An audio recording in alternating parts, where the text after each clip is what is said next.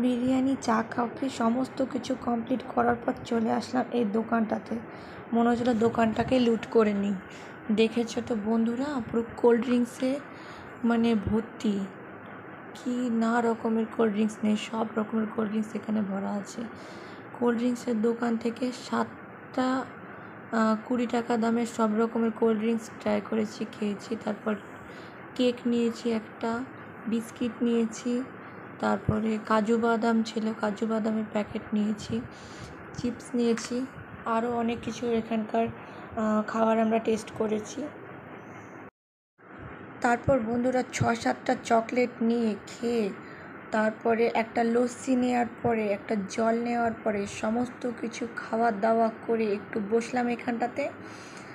একটু বসার পর আবার কি মনে হলো, ওখান থেকে আরেকটা দোকান বসেছে, ওই দোকানটাতে একটা টেডি কিনলাম আমার বাচ্চাটার জন্য।